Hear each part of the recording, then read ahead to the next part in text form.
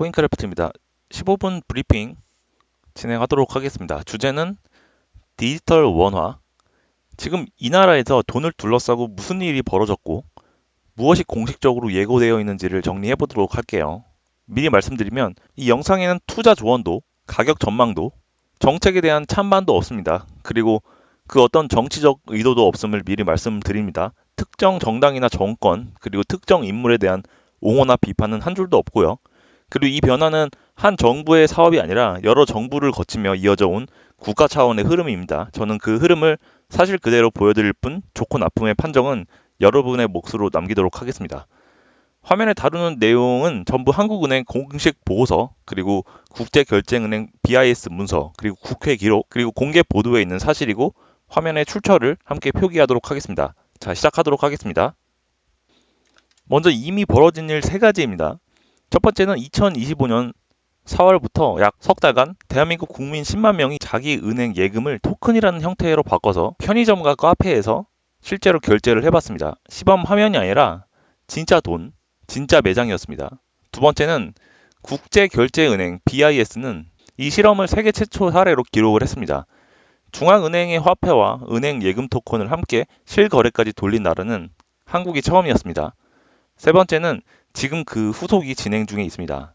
50만 명 규모의 2단계가 예고가 되어 있고 관련법이 국회에서 논의가 되고 있습니다. 이 3가지가 오늘 브리핑의 뼈대입니다. 각각 하나씩 풀어보도록 하겠습니다. 그 실험의 이름은 프로젝트 한강입니다.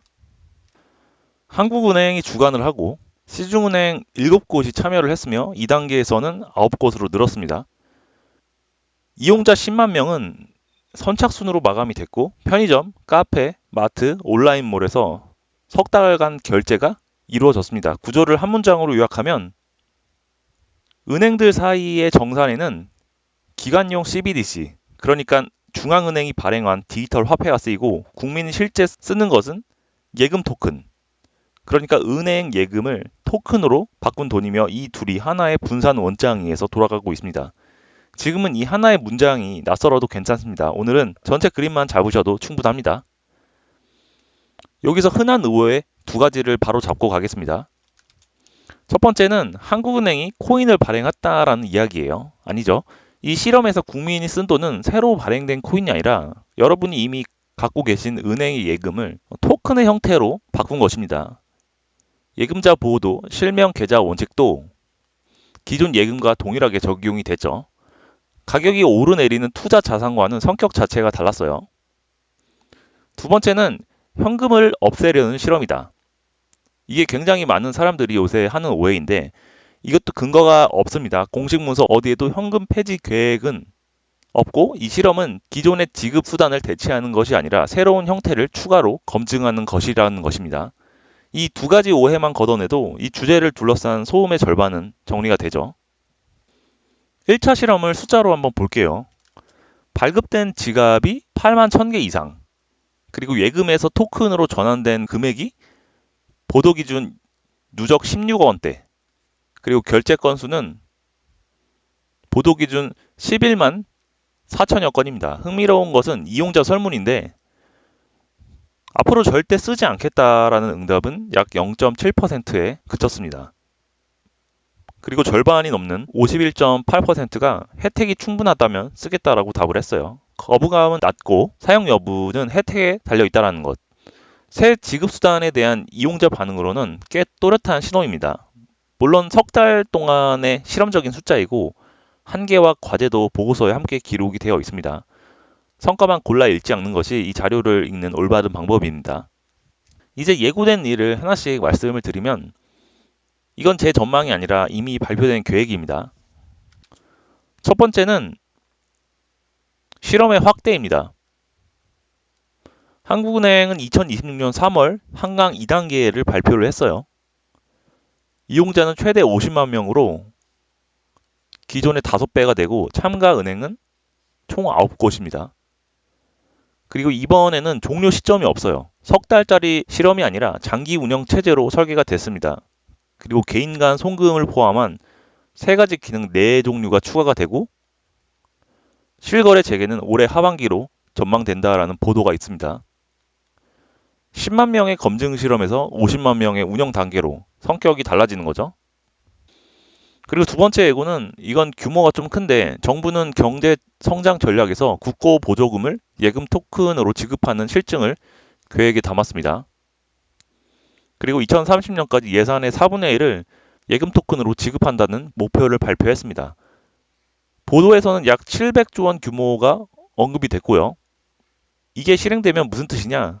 보조금을 받는 기업과 기관, 집행하는 부처와 지자체, 그 돈이 흘러가는 가맹점까지 예금 토큰이 실험실 밖의 행정과 상거래로 들어온다는 뜻입니다. 물론 단서를 정확하게 달면 이것은 목표이지 확정이 아니며 실행 과정에서 바뀔 수가 있습니다. 다만 방향이 공식 문서에 적혀 있다라는 사실 자체는 그대로 기억할 가치가 있죠. 자, 이게 실행되면 어떻게 되는지를 좀 쉽게 설명해 드리면 예를 들어 창업지원금이나 재난지원금, 그리고 복지수당과 같은 정부 지원금이 지금은 여러분의 은행 계좌로 입금이 되고 있죠.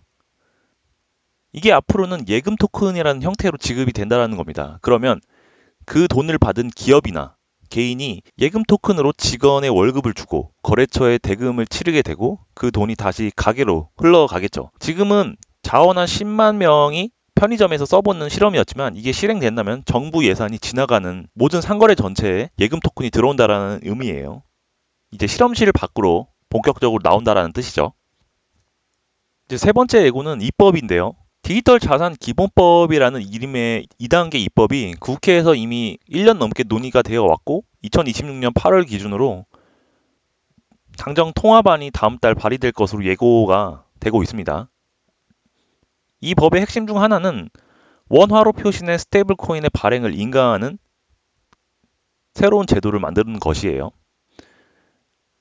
지금까지는 없었던 종류의 원화 디지털 화폐가 제도권 안에서 태어날 수 있는 길이 열리는 거죠. 발행 주체를 누구로 할지, 지분 구조를 어떻게 할지, 감독 권한을 어디에 둘지를 놓고 여러 가지 쟁점이 존재하는 상황입니다. 다만 그 쟁점의 내용과 찬반은 오늘 브리핑의 범위 바뀌고요.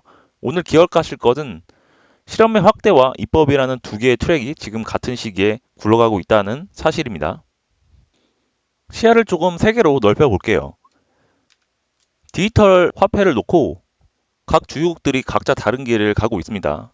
미국과 같은 경우는 민간 개방이에요. 디니어스 액트라고 하는 연방 법안으로 민간 기업의 달러 스테이블 코인 발행을 제도화했습니다. 그리고 국가가 직접 만드는 CBDC는 2030년까지 실행하지 않겠다라고 법안으로 이미 못을 박았죠. 그리고 유럽은 병행을 하고 있습니다. 미카라는 규제 체제로 민간 코인을 관리하면서 동시에 디지털 유로를 준비하고 있습니다. 그리고 일본은 제도권 한정으로 준비를 하고 있습니다. 은행과 신탁, 그리고 자금 이동업자만 발행할 수 있도록 좁은 문을 냈습니다.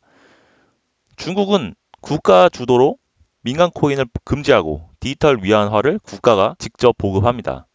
그럼 한국은 어디냐? 방금 보신 대로 중앙은행 주도의 실증과 민간 화폐 입법을 포함되어 있습니다. 한국은 이 판에서 구경꾼이 아니라는 뜻이죠. 그래서 이게 나와 무슨 상관이냐라는 분이 이제 계실 거예요. 이제 이 변화가 실제로 닿는 곳을 짚어볼게요. 은행에서는 실험 조직이 상시 사업 조직으로 바뀌고 있습니다. 예금 토큰의 운영, 그리고 가맹점 확대, 새 화폐 발행 준비가 9개 은행의 현업 업무가 되는 거죠. 그 주변의 협력 생태계, 그러니까 시스템을 짓는 회사, 지갑 앱을 만드는 회사, 그리고 스마트 계약을 검증하는 회사, 결제를 연동하는 회사에 발주가 생기게 됩니다. 공공에서는 법이 통과하면 인가와 감독이라는 새로운 행정이 생기고 국고 실증이 진행이 되면서 부처와 지자체의 실무가 생기게 됩니다. 그리고 법률이나 회계, 보안, 교육이라는 전문 서비스 수요가 그 뒤를 따르게 되죠. 이 자리들에는 공통 요건이 하나 있는데, 자, 제도와 기술의 언어, 양쪽을 오갈 수 있어야 한다는 것입니다. 그리고 지금 시장에는 가장 부족한 인력이 정확하게 그 유형이에요. 개발자도 있고 규제 전문가도 있는데 그 둘을 잇는 사람은 상당히 드물다고 할 수 있습니다. 그럼 여러분 이 판을 얼마나 읽고 계실까요? 점검 질문을 드리겠습니다. 답은 드리지 않겠습니다. 몇 개에 막히시는지만 한번 세어보세요. 통장의 잔액은 돈일까요? 지갑 속 현금과는 뭐가 다를까요? 그리고 국민은행의 만원과 신한은행의 만원은 다른 회사의 장부에 적힌 숫자인데 왜 같은 돈으로 통하게 될까요? 그리고 1달러에 고정됐다라는 코인들은 왜 시세판에서 서로 값이 미세하게 다를까요? 화폐 시험에서 낙제한다라는 평가를 받았던 돈이 왜 시장에서는 수백조 원으로 성장을 하고 있을까요?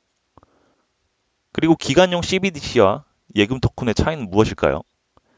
편의점에서 타행 고객이 결제한 그 몇 초 사이 원장에서는 무엇이 3번을 확인될까요? 그리고 이 실험은 사실 한 번 멈춘 적이 있었는데 무엇이 멈추게 됐고 무엇이 이를 되살린 걸까요? 이어서 구조와 판에 대한 질문입니다. 이 실험의 블록체인에는 채굴자가 없습니다. 그럼 무엇이 남아서 돌아갈까요? 한국은행은 내 소비 내역을 들여다볼 수가 있을까요? 예금 토큰은 은행만 발행할 수 있다는데 그 규칙은 코드에 어디에 적혀 있을까요? 크립토 세계의 상식과는 반대로 이 실험에서 내 지갑의 개인 키는 왜 나에게 없을까요? 심지어 은행 직원도 그 키를 볼 수가 없다던데 어떻게 가능할까요? 지금 논의되는 원화 스테이블 코인이 은행 컨소시엄에서 발행이 되면 화폐 시험을 통과할 수 있을까요? 자, 예금 토큰과 원화 스테이블 코인이란 두 개의 디지털 원화는 경쟁하게 될까요? 아니면 분업을 하게 될까요? 그리고 법안이 통과되는 날 헤드라인 말고 읽어야 할 조문 5개는 무엇일까요? 자, 여기까지가 15개입니다. 몇 개에서 맡기셨는지 그 숫자가 지금 여러분의 이해도가 서 있는 좌표입니다. 이 질문들의 답을 찾는 가장 확실한 방법을 알려드리면 원 자료를 직접 읽어보는 것입니다. 그리고 좋은 소식은 이 주제의 원 자료가 전부 무료로 공개가 되어 있다는 말이에요. 한국은행 홈페이지에 100쪽이 넘는 결과 보고서의 전문이 올라와 있습니다. 그리고 국제결제은행 BIS 홈페이지에는 관련 연례 보고서가 있고요. 그리고 법안의 원문은 국회 의안 정보 시스템에서, 그리고 2단계 공식 소식은 한국은행 보도자료에서 확인할 수가 있습니다. 오늘 브리핑도 전부 이 자료들에서 나왔습니다. 시간과 배경 지식이 허락한다면 직접 읽는 것이 가장 정확합니다.